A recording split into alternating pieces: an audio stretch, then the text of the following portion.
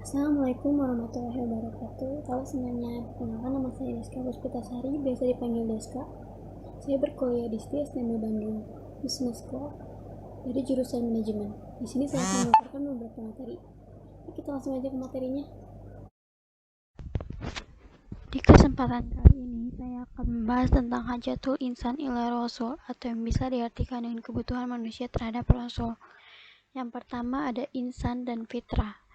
Manusia, yaitu al-insan, dilahirkan dalam kondisi memiliki fitrah. Fitrah manusia adalah bertauhid. Allah Subhanahu wa Ta'ala telah menanamkan fitrah Islam ke dalam setiap janin yang sudah ditiupkan ruh. Saat itulah Allah mengambil perjanjian kepada manusia dengan sebuah pertanyaan, apakah aku ini Rob kalian? Maka semuanya membenarkannya dan menjadi saksi.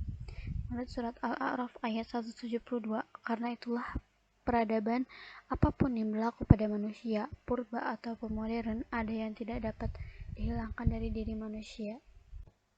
Fitrah dan insan terdiri dari 3 bagian. Yang pertama adalah keberadaan Sang Pencipta.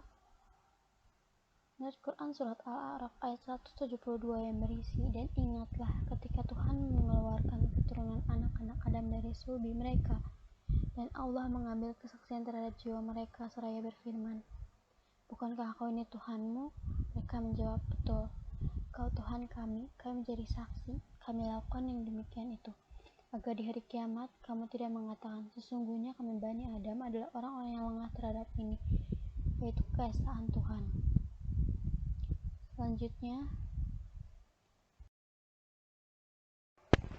yang kedua adalah mengabdi pada Sang Pencipta. Menurut Quran surat Al-Baqarah ayat 21 yang berisi, hai manusia, sembahlah Tuhanmu yang telah menciptakan dan orang-orang yang sebelummu, agar kamu berfirman.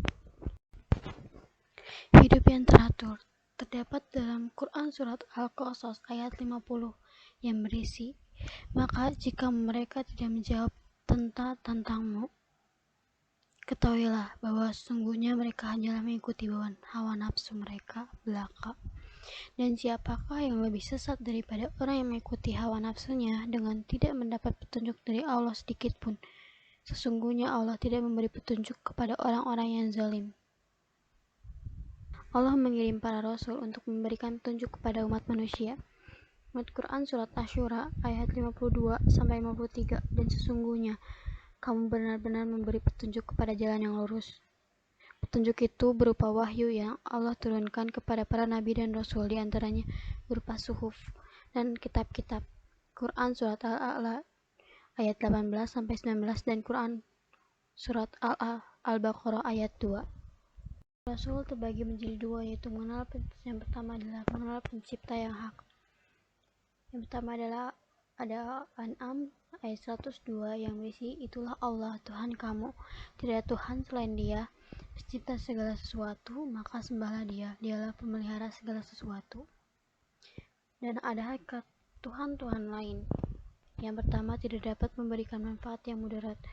Terdapat dalam Quran surat Ar-Rod ayat 16, Quran surat Al-Anbiya ayat 66, dan Quran surat Asy-Syura ayat 73. Yang kedua adalah dibantu bukan membantu. Quran surat Al-Anbiya ayat 68, dan yang ketiga ada tidak dapat mendengar doa. Quran surat Asy-Syu'ara ayat 72, dan yang terakhir ada nama-nama yang diada-adakan sendiri, bukan Tuhan yang menentukan namanya. Quran surat An-Najm ayat 23 dan surat Yusuf ayat 40. Dan selanjutnya ada pedoman hidup. Terdapat dalam Quran surat Al-Ahzab ayat 21 yang berarti, sesungguhnya telah ada pada diri Rasulullah itu suri teladan yang baik bagimu, yaitu bagi orang yang mengharap rahmat Allah dan kedatangan dari kiamat, dan dia banyak menyebut Allah. Yang dilanjutkan dengan Quran surat Ali Imran ayat 19 yang berisi, sesungguhnya agama yang diridhoi di sisi Allah hanyalah Islam. Tiada berselisih orang-orang yang telah diberi Alkitab kecuali sesudah datang pengetahuan kepada mereka, karena kedengkian yang ada di antara mereka. Barang siapa yang kafir terhadap ayat-ayat Allah, maka sungguhnya Allah sangat cepat hisabnya. Dan selanjutnya ada beribadah dengan benar. Terdapat dalam Quran surat Al-Anbiya ayat 21 yang berisi, dan kami tidak mengutus seorang rasul pun sebelum kamu, melainkan kami wahyukan kepadanya bahwasanya tidak ada Tuhan yang hak melainkan aku, maka sembahlah olehmu sekalian akan aku. Dan yang terakhir adalah mengapa harus mengenal Rasul.